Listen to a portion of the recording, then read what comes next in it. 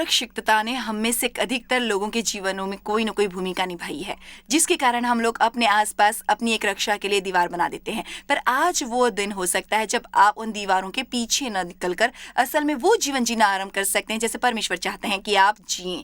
यदि आप असुरक्षितता और आत्मविश्वास की कमी से पीड़ित हैं, मैं जानती हूँ आप कैसा महसूस करते हैं, क्योंकि मैं भी यही सहन करती थी। बचपन में शोषण होने के कारण मैं नहीं जानती थी मैं असल में कौन थी और मैं हमेशा कोई और बनने की कोशिश करती थी। मैं लोगों को प्रसन्न करने के लिए जीती थी और इन सब के बीच में मैं अपनी पहचान गंवा रही थी और अपना जीवन। मैं अक्सर अपनी असुरक्षितताएं नहीं दिखाती थी। सच तो यह है कि मैं ज्यादातर नहीं दिखाती थी, पर मैं अपने मन में बहुत असुरक्षित थी। आज मैं आपको शॉन वॉल से मिलाना चाहती हूँ। मुझे विश्वास है कि आप में से बहुत उनकी कहानी से हमदर्दी दिखाएंगे और मेरे विचार से आपको आशा मिलेगी।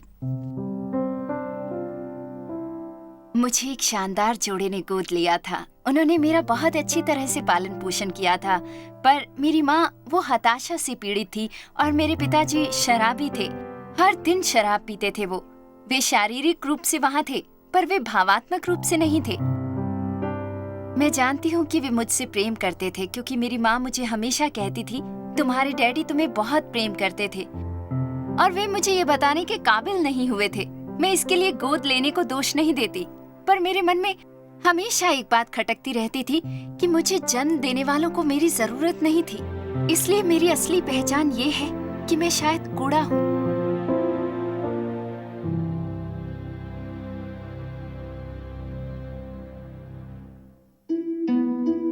हाई स्कूल सचमुच बहुत कठिन था। 13 वर्ष की उम्र में मैंने सुनने की मशीन लगवाई और मैं सबसे अलग थलग ही थी। मैं सही लोगों के दल में शामिल होने के लिए जो संभव होता सो करती, और मैंने इस बारे में गलत फैसले किए कि मैं किन के साथ रहने वाली थी। इसके कारण मैं 1-2 बार समस्याओं में फंस गई। जब मैं 15 की थी तब मेरे किसी पहचान वाले ने मेरे साथ बलात्कार किया। मैं हमेशा महसूस करती कि किसी को मेरी परवाह नहीं है। मैं बहुत अकेलापन महसूस करती। लगभग उसी उम्र में मैं शराब पीने और कुछ मादक पदार्थ लेने लगी ताकि उससे निपट सकूं, सबके जैसी बन सकूं, क्योंकि मुझे हमेशा ये महसूस होता था कि मैं बहुत अच्छी नहीं हूं। यदि कोई सचमुच जानता कि मैं कौन हूं, तो शायद मैं उन्हें अच्छी ना लगती। उन्होंने मुझे ठुकरा देना था। मुझे अक्सर हताशा हो जाती थी। 18 वर्ष की होने से पहले मैंने 2 बार आत्महत्या करने की कोशिश की। मुझे कभी प्रसन्नता होती कि मैं अभी जीवित हूँ और कभी दुख होता। जब मैं कॉलेज जाने लगी, मैंने पूरी शिक्षा के दौरान पीना जारी रखा। मैं लगातार इस डर में जीती थी कि सब ये जान लेंगे कि मैं असल में वो नहीं थी जो आप सोचते थे कि मैं हूँ। मैं सबसे वो छिपाना चाहती थी और सबके सामने पेश करना चाहती थी अपना नकली रूप, जो मेरे विचार से शॉन की छवि थी, और मैं आपको वो दिखाऊंगी। मैं शिक्षित थी और मेरे भी जीवन में कुछ उपलब्धि थी। मेरे नंबर तो देखो। मैं सचमुच सोचती थी कि यदि मेरे पास पर्याप्त पैसे, पर्याप्त सफलता होगी तब मैं सुरक्षित होंगी, मैं स्वतंत्र होंगी। मेरा उद्देश्य हमेशा से था कि मैं सफल बनूं, और ये कि जब मैं सफल बनूंगी तो मैं प्रसन्न होंगी। लेकिन ऐसा कुछ नहीं हुआ। इसलिए मैं शराब पीती रही और मेरी हालत बिगड़ती गई। मैं बेशक जानती थी कि समस्या मेरे अंदर थी। मैं ये नहीं जानती थी कि उसका उत्तर भी मेरे अंदर था। मैं सोचती थी कि उत्तर किसी बाहरी स्रोत से प्राप्त होगा, चाहे वो दफ्तर में ऊंचा पद हो, बढ़िया गाड़ी हो, अच्छे कपड़े हो या एक अच्छा पति हो। मैं अपने जीवन में ये सब चीजें एकत्र करती रही और उनसे वो ठीक नहीं हो रहा था जो मेरे अंदर गलत था। मैं इतनी गहराई में डूबी हुई थी, व्याकुलता और हताशा और लत में, कि मुझे कोई उपाय नहीं दिखता था।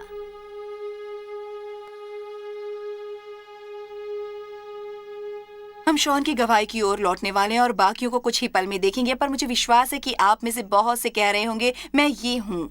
मैं आपको कुछ बातें बताना चाहती हूँ वचन में से और अपने अनुभव से, इससे पहले कि हम गवाही समाप्त करें, जो मुझे विश्वास है कि आपको आशा देगी कि आप भी आत्मविश्वास पा सकते हैं और अपने को जान सकते हैं और आपको डर में नहीं जीना है। बाइबल में लिखा है कि हमें मसीह में विश्वास रखना है, केवल मसीह में। ये फिलिपियो 3:3 में लिखा है। शरीर पर भरोसा नहीं रखते। वो जो हम शरीर में होते हैं या बाहरी अधिकारों और शारीरिक स्थिति और बाहरी रंग रूप पर केवल मसीह पर भरोसा रखते हैं। आपने शॉन को कहते हुए सुना कि उसे कभी ये नहीं सूझा था कि उसे जो चाहिए वो अंदर से मिल सकता था, जो असंभव होता है यदि मसीह आप में रहते नहीं होते, बल्कि उसे हमेशा महसूस होता कि वो किसी बाहरी स्रोत से प्राप्त हो सकता है। मेरे विचार से हम सभी इससे गुजरते हैं। मैंने भी यही आजमाया था। मैं सोचती थी यदि मैं जीवन में बहुत उपलब्ध कर लूंगी, यदि मैं खूबसूरत दिखूंगी, यदि मेरे सही मित्र होंगे, और मसीह बनने के बाद भी मैं अपने गिरजे की दुनिया में इन कुछ समस्याओं का साथ दे रही थी। मैं गिरजे में सही मित्र चाहती थी, मैं गिरजे के सही सामाजिक दल में होना चाहती थी, और मुझे बहुत स्वतंत्रता मिली जब मैंने सीखना आरंभ किया कि परमेश्वर मुझे कभी उनमें से किसी चीज से आत्मविश्वास प्राप्त नहीं करने देंगे। इसीलिए यदि आपका भी हताश करने वाला अनुभव हो रहा है, आप कुछ आजमाते हैं, आप सोचते हैं कि वो उपाय होगा पर वो नहीं होता, कुछ और आजमाते हैं। आप सोचते हैं कि वो समस्या का उपाय होगा पर वो नहीं होता। असल में परमेश्वर स्वयं आपको उससे वो प्राप्त करने में रुकावट डालते हैं। जो आप सोचते हैं आपको उन वस्तुओं से प्राप्त होगा, क्योंकि वो चाहते हैं आप पहले उन्हें और केवल उन्हें खोजें और फिर वो आपको वस्तुएं देंगे। यदि आपके मित्र प्रभाव और पदवी हो पर वो नहीं चाहते कि उनमें कुछ उनसे पहले आए, मुझे विश्वास है कि आप में से बहुतों ने देखी होंगी वो जिन्हें मैं रेगिस्तान वाली फिल्में कहती हूँ, जिनमें कोई रेगिस्तान में यात्रा कर रहा होता है, वहाँ भटक गया होता है, वहाँ पानी नहीं होता, उसके बाद उन्हें आगे पानी का तालाब दिखता है या पानी के कुएं जैसा, वो पानी की ओर लपकते हैं क्योंकि वो उनकी समस्या का हल होता है। वो वहां पर कूदते हैं जहां वो सोचते हैं कि पानी होगा, ऐसा कुछ जो उनकी प्यास बुझाएगा, पर वो देखते हैं कि वो अभी भी रेत के ढेर में हाथ पांव मार रहे हैं। उन्हें मृग चीरा कहते हैं। मुझे विश्वास है कि बहुत बार हमें जीवन में मिथ्या दर्शन होते हैं। हमें अपने सामने कोई चीज दिखती है और हम सोचते हैं काश मुझे वो तरक्की मिल सकती, तब मुझ में आत्मविश्वास होगा। यदि मेरी त्वचा त्रुटिहीन हो जाएगी तब मुझ में आत्मविश्वास होगा। यदि मेरा वजन कम हो जाएगा मुझ में आत्मविश्वास होगा। जानते हो, जब हम ये नहीं जानते कि हम मसीह में कौन हैं, जब तक हम अन्य स्रोतों से आत्मविश्वास प्राप्त करने की कोशिश करते हैं, और हमें परमेश्वर से वो प्राप्त करना चाहिए। उसके कारण हमारे जीवन में अन्य बहुत सी समस्या होती हैं। उसके कारण हम बहुत से डरों में जीते हैं, विशेष रूप से अपने बारे में डरों में। उसके कारण हम कामों से स्वीकृति पाने की कोशिश करते हैं। हम सोचते हैं हम केवल एक ही तरीके से स्वीकार किए जाएंगे यदि हम बिल्कुल उसी तरीके से काम करेंगे जैसा लोग चाहते हैं। एक और बात यह होती है कि अन्य लोगों से अपनी तुलना करने आवश्यकता महसूस करते हैं, पर किसी ऐसे को ढूंढते हैं जो हमारे विचार से अच्छा नमूना हो, कि किसी को ऐसे दिखना और होना चाहिए। और गिरजे में दायरों में भी हम ऐसा करते हैं। हम गिरजे में मध्यस्थता करने वाले की जितनी प्रार्थना करना चाहते हैं, हम अपनी पहचान के उस व्यक्ति की तरह वचन याद करना चाहते हैं जिसकी हम जानते हैं अच्छी याददाश्त है। हम एक वर्ष में पूरी बाइबल पढ़ना चाहते हैं क्योंकि हमारी पहचान का कोई एक वर्ष में पूरी बाइबल पढ़ता है। सबसे महत्वपूर्ण बात यह है कि हमारे उद्देश्य सही नहीं है। हम ये काम इसलिए नहीं करते होते हैं क्योंकि उन्हें करने के लिए पवित्र आत्मा हमारा मार्गदर्शन कर रहे होते हैं। हम मुकाबले की भावना से करते हैं, इसलिए कि हम किसी से पीछे नहीं रहना चाहते। ये प्यारा है। यदि आप फिलिपियो 3 पढ़ना जारी रखेंगे, पौलुस प्रेरित के पास अक्षरश पर एक सांसारिक कारण था आत्मविश्वासी होने का। मेरा मतलब वो एक अभिजात दल में थे, बहुत शिक्षित थे, उन्हें धर्म का बहुत ज्ञान था, उन्हें सही मित्र थे, सही कपड़े थे, वो एक अच्छे इलाके से थे इत्यादि। पर फिर भी उन्होंने कहा कि मैं उस स्थिति में आया हूँ जहाँ मैं जानता हूँ कि ये सब पूरी तरह बेकार और व्यर्थ है, इसका बिल्कुल कोई मूल्य नहीं है, और मैं इसे कूड़े की तरह बाहर फेंकता हूँ ताकि मैं मसीह में पाया और जाना जाऊँ और मुझ में धार्मिकता हो, वो धार्मिकता जो केवल मसीह ही दे सकते हैं। उन्होंने कहा मुझे वो धार्मिकता नहीं चाहिए जो मेरी अपनी बनाई हो, क्योंकि मैं सोचूं कि मैं सब कुछ सही करता हूं, पर मैं वो धार्मिकता चाहता हूं जो केवल ये दे सकते हैं। मैं आज आपको प्रोत्साहित करना चाहती हूं कि आप आशा कीजिए कि आपको ऐसी स्थिति में न रहना पड़े जहां असुरक्षितता हो, आत्मविश्वास की कमी हो, तुलना और मुकाबला हो। आप असुरक्षितता से मुक्त हो सकते हैं। चलिए अब हम शॉन की कहानी की ओर लौट कर देखते हैं कि कैसे परमेश्वर का वचन उसे शांति की अवस्था में ले जाता है। एक रात मैं नशे में थी, सचमुच बहुत नशे में, और मुझे अपने मुंह से ये निकलना याद है, परमेश्वर मदद कीजिए, मेरी मदद के लिए किसी को भेजिए। उसके कुछ समय बाद मुझे कुछ लोगों का दल मिला। उन लोगों ने मुझसे कहा, देखो मदद उपलब्ध है, तुम्हारी समस्या का एक उपाय है, और वो एक आत्मिक उपाय है। ये सुनते ही मैंने कहा, रहने दीजिए, आत्मिक? आप मजाक कर रहे हैं? मुझे उस पर विश्वास नहीं, मैं उसके बारे में कुछ नहीं जानती। धन्यवाद, पर मुझे दिलचस्पी नहीं है। तब उन्होंने कहा, नहीं, तुम हर उस पूर्वाग्रह से मुक्ति पाओ जो तुम में परमेश्वर के बारे में है, और उन्हें खोजो, उन्हें सचमुच खोजो। और मैंने परमेश्वर से पूछा, मैं इस समस्या में कैसे पड़ गई? तब परमेश्वर ने मुझे मेरे बारे में सत्य बताया। मुझे ऐसे महसूस हुआ मानो किसी ने मुझ पर से एक बादल हटाया था और अब मैं सचमुच देख सकती थी कि मैं कौन थी। उसके बाद परमेश्वर ने मुझसे कहा, तुम्हें आइंदा इस तरह से रहने की आवश्यकता नहीं है और मैं तुम्हें इसका तरीका बताऊंगा। परमेश्वर ने जैसे सचमुच मुझे जॉयस मायर मिनिस्ट्रीज के द्वारा तरीका दिखाया, उनके टीवी प्रोग्राम के द्वारा। आपके जीवन में परमेश्वर मुझसे प्रेम करते हैं। मेरे सबसे बुरे दिन में भी वो मुझे मेरे बढ़िया दिन जितना प्रेम करते हैं। उनका मेरे लिए प्रेम शर्तों पर आधारित नहीं है, प्रेम उनकी पहचान है। जो मैं जॉयस की शिक्षाएं ग्रहण करने लगी, मैंने सचमुच बाइबल का अध्ययन करना आरंभ किया, क्योंकि वे इस पर बहुत जोर देती हैं। वे कहती थी, याद रखो, मेरा टीवी प्रोग्राम अपने लिए वचन का अध्ययन करने और उन पक्षों का अध्ययन करने का स्थान नहीं ले सकता जिसकी तुम्हें जरूरत है। लोग मुझसे अक्सर पूछते हैं, आप हर समय कितनी प्रसन्न रहती हैं? जानते हो, आप में कितनी स्फूर्ति है। मुझे ये सुनकर हंसी आती है, क्योंकि मैं सोचती हूँ, काश कि तुम जानते होते, काश तुम मुझे कुछ वर्ष पहले जानते होते। मैं अब वो मनुष्य नहीं हूँ। वो बहुत बढ़िया मौका होता है जहाँ मैं उनसे कहती हूँ, आप सचमुच कारण जानना चाहते हैं, आप तरीका जानना चाहते हैं, ये है तरीका। मैं उन लोगों को जॉयस के साधन पकड़ाती हूँ जो लेना चाहते हैं। वे हमेशा मेरे पास लौटते हैं और पूछते हैं, क्या हमें एक और साधन मिलेगा? क्योंकि वो सच्ची मनुष्य हैं। मेरे पास जो है और मैंने जो किया और आज मेरे पास जो है वो सबके लिए उपलब्ध है, जो भी वो चाहे। क्या आप जीवित हैं? क्या आप सांस ले रहे हैं? आपके लिए आशा है। क्या आज आप परमेश्वर को जानते हैं? क्या आज आप परमेश्वर को जानने के इच्छुक हैं? आपके लिए आपकी कल्पना से अधिक आशा उपलब्ध है। वो पूरी तरह से अंधेरी जगह, आप जहाँ से भी आरंभ करते हैं, वो शुरुआत होती है। सफर के दौरान प्रकाश बढ़ने लगता है। आपको इस वक्त चाहे जो भी समस्या हो, मैं आपको प्रोत्साहित करना चाहती हूँ कि कभी हिम्मत मत हारिए, क्योंकि परमेश्वर के साथ सचमुच उसके अधिक आशा होती है जितनी की हम कल्पना कर सकते हैं। लौट कर आने पर मैं शॉन के साथ बातचीत करूंगी। आज के प्रोग्राम के अंत में मैं आपके लिए प्रार्थना करना चाहूंगी, इसलिए ये निश्चित कीजिए कि आप प्रोग्राम में अंत तक हमारे साथ रहेंगे। शॉन, आपकी बहुत बढ़िया गवाही, और मुझे गवाहियां प्यारी हैं क्योंकि उनसे दूसरे लोगों को प्रोत्साहन मिलता है कि यदि परमेश्वर आपके लिए वो कर सकते हैं, तब परमेश्वर उनके लिए भी वो कर सकते हैं। मुझे ये शब्द भी पसंद है, सो जो कोई, यानी परमेश्वर के वादे हर किसी के लिए है। इसका आपके लिए क्या मतलब है? मेरे लिए इसका ये मतलब है कि जो कोई भी सीखेगा कि क्या वादे हैं, परमेश्वर का वचन क्या है। जहाँ तक मेरी बात है, सीखने ने बहुत से भिन्न भिन्न रूप लिए थे। मुझे वचन को पढ़ने की आवश्यकता थी। बेशक मैं हर दिन प्रोग्राम देखती थी और डीवीडी, सीडीज, हमें केवल एक बार पढ़कर उसे भुलाना नहीं है, हमें उसे पढ़ना है, अध्ययन करना है, और सबसे महत्वपूर्ण बात यह है कि असल में उसे बोलना था। मुझे अपने मुंह से वो बोलना पड़ा, क्योंकि कुछ होने लगता है दिन प्रतिदिन परमेश्वर का वचन बार बार बोलने से। यदि परमेश्वर कहते हैं कि मैं शक्तिशाली, बहुत बहादुर और रिष्ट पुष्ट हूँ, मैं वैसा नहीं महसूस करती थी, बिल्कुल नहीं। पर वो बोलने के बाद वो मेरे दिल में बैठ गया।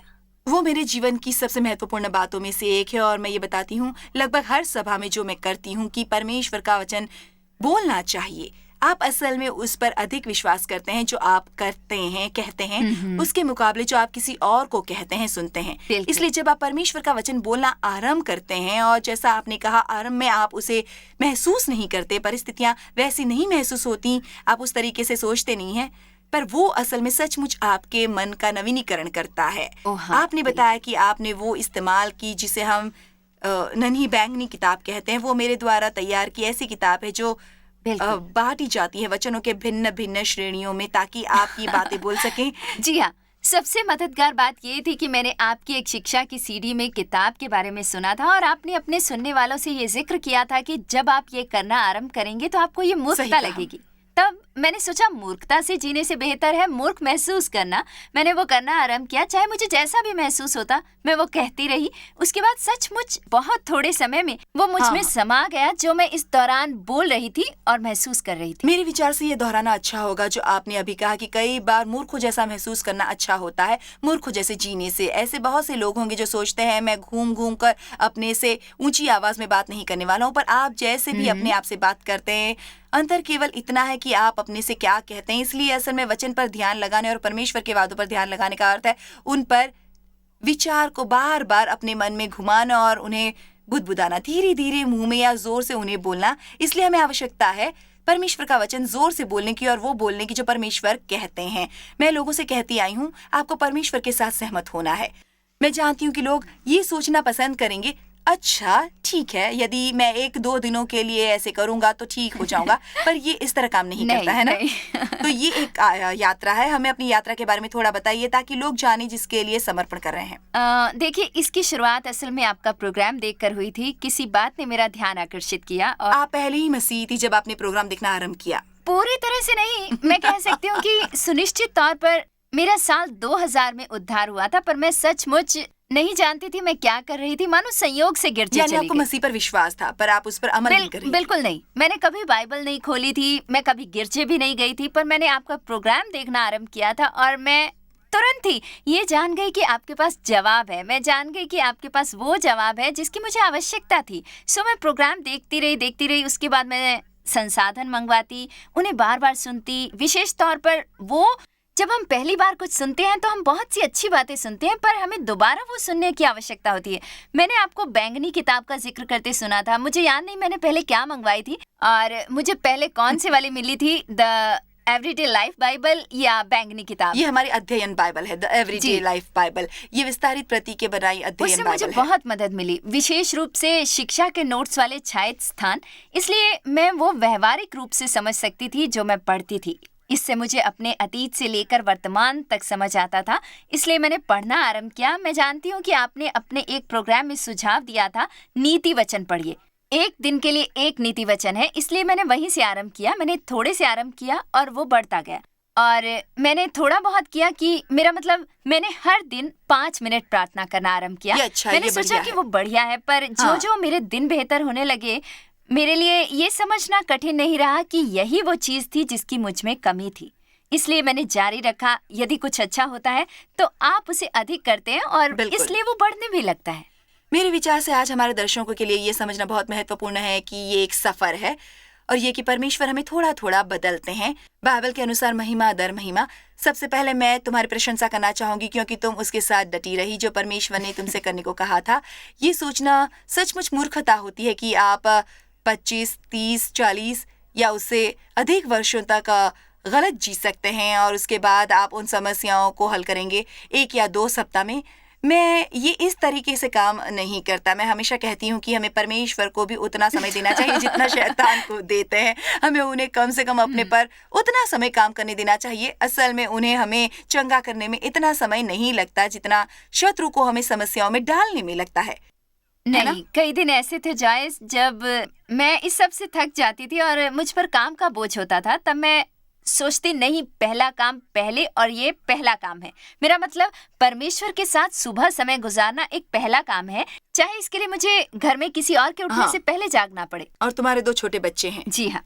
क्या उम्र है तुम्हारे बच्चों की? 7 और 9। तो ऐसा नहीं है कि तुम हर दिन उठकर वो कर सकती हो जो तुम करना चाहो। तुम्हारे एक पति है, 2 बच्चे हैं। क्या तुम घर के बाहर काम करती हो? तो तुम काम भी करती हो, फिर भी तुम परमेश्वर को अपने जीवन में पहला स्थान देती हो और तुम कहती हो ये केवल मैं नहीं, आप भी कर सकती हैं। पर यहाँ कोई और है जो कर रहा है। मुझे परमेश्वर के साथ अपने समय को पहला स्थान देना है अपने जीवन में। मेरे विचार से लोगों को हैरानी होगी कि ये कितना बदल जाएंगे यदि वो ऐसा करेंगे। आपको उसके लिए समर्पित होना पड़ेगा। मैं आपसे एक सवाल पूछती हूँ, असुरक्षित होने की कुछ समस्याओं से जब तुम मुक्ति पा रही थी, क्या तुम सोचती हो कि 1 या 2 ऐसी बातें जो तुम्हारी राह में सचमुच बड़ी रुकावट थीं, यानी वो कौन सी चीज थी जिस पर तुम्हें विजयी होना थोड़ा कठिन लगा?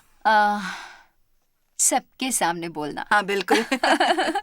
मुझे हमेशा ये विचार सताता कि मैं उबाऊ थी, मेरे पास कहने को कुछ नहीं था, मैं मूर्ख थी। मैं नैसर्गिक रूप से जानती थी कि ये सत्य नहीं है, पर मेरी भावनाएं शासन करती थी। मेरी भावनाएं मुझ पर हावी थी। क्या तुम्हें असल में डर के दौरे पड़ते थे? मुझे सचमुच बहुत कष्ट उठाना पड़ा डर के दौरों से उस समय जब मैं 15-16 की थी और तब तक जब मैं 40 वर्ष की नहीं हुई। मुझे विश्वास है कि हमारे बहुत से दर्शक हैं जिन्हें बिल्कुल यही समस्या है। तो क्या तुम्हें परमेश्वर के वचन द्वारा उससे मुक्ति मिली थी? हाँ, और ये सचमुच एक चमत्कार है। पर जैसा आपने कहा, हमें महिमा दर महिमा बचाया जाता है। ऐसा नहीं कि एक सुबह जागने पर वाह मैं अब कुछ भी कर सकती हूँ। इस राह के हर कदम में मुझे अपने विश्वास को इस्तेमाल करना पड़ा है। मुझे हर दिन अपना विश्वास मुक्त करना पड़ता। डर के दौरों की समस्या ये थी कि वे मेरे लिए शर्मिंदगी का कारण थे। तुम बुरा महसूस करती जब तुम्हें हम दौरा बिल्कुल पड़ता नहीं चाहते कि किसी को पता चले। हम उसे दुनिया से छिपाना चाहते हैं क्योंकि लोग क्या सोचेंगे, मनुष्यों का डर। क्योंकि जब वो होता है उसे छुपाना बहुत मुश्किल होता है ना? वो सबसे बदतर होता है और हम बहुत शर्मिंदा होते हैं, लज्जित होते हैं। वही मेरा सबसे बड़ा भय इसलिए था। तुम लोगों से छिपती फिरती थी और बाहर जाकर कुछ करना भी नहीं चाहती थी। परिस्थितियों से बचती, कहीं नहीं जाती। हाँ। मैं सचमुच कुछ नहीं करना चाहती थी। मैं सोचती थी मेरे लिए ये सब ठीक ठाक है, पर मैं नहीं चाहती थी कि मेरे बच्चे, उन्हें मेरे कारण कष्ट सहना पड़े। उसके कारण जो मुझ में गलत था, दरअसल मुझे ये समस्या थी और इसी से सफर आरंभ हुआ।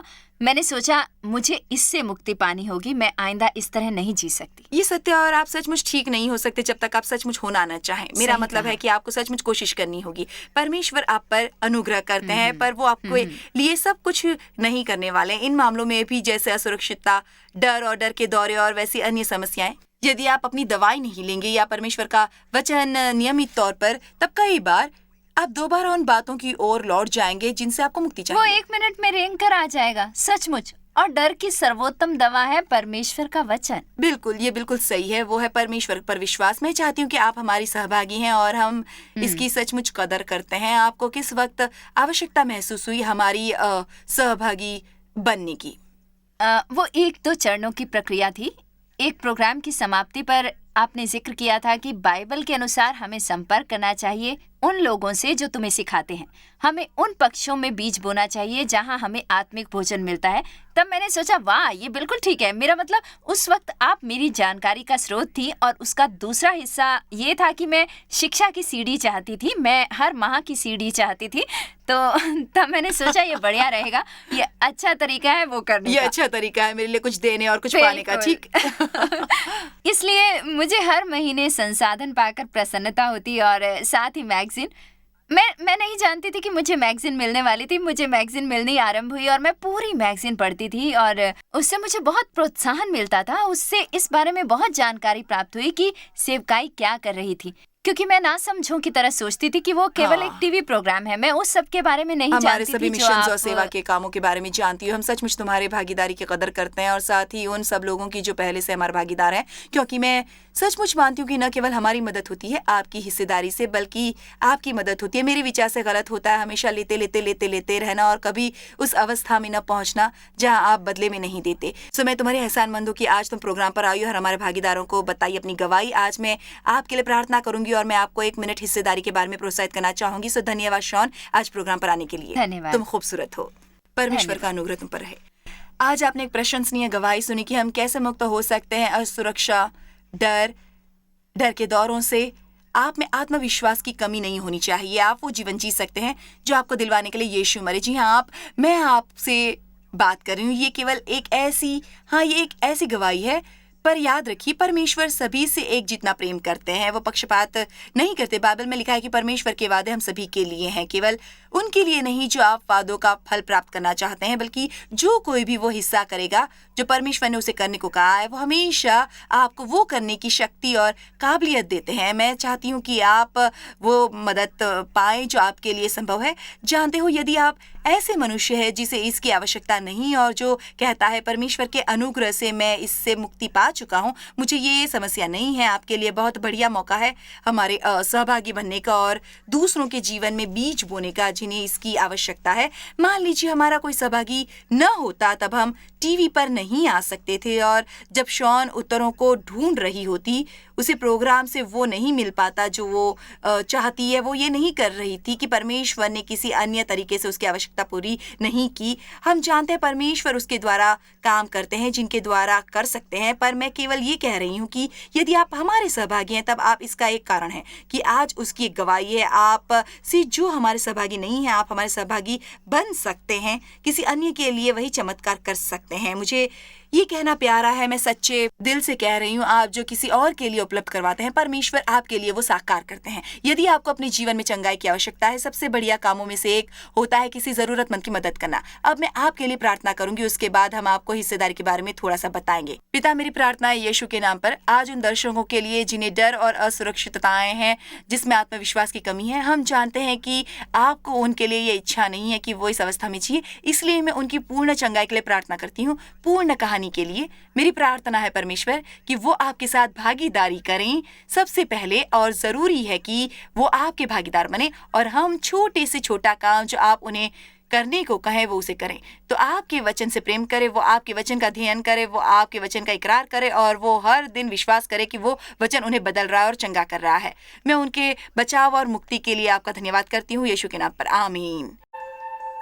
जॉय स्मायर मिनिस्ट्रीज में आप हमारे लिए कितने अहम हैं, इसका आपको अंदाजा नहीं। हम आपके आभारी हैं और हम धन्यवाद करते हैं अपने सब मित्रों और सहयोगियों का कि उन्होंने इस विश्वव्यापी सेवकाई को संभव बनाया। मिलकर हम भूखों को खिला रहे हैं, गरीबों को पहना रहे हैं और कई देशों में सुसमाचार पहुंचा रहे हैं। कृपया हमसे संपर्क करें या विजिट करें jmmindia.org पर। आज ही अपनी प्रार्थना के अनुरोध बताने के लिए, हमारे साधनों के बारे में और जानकारी और जॉयस की सभाओं का शेड्यूल जानने के लिए और हमारे सहयोगी बन जाएं दुनिया भर में मसीह का प्रेम बांटने के लिए।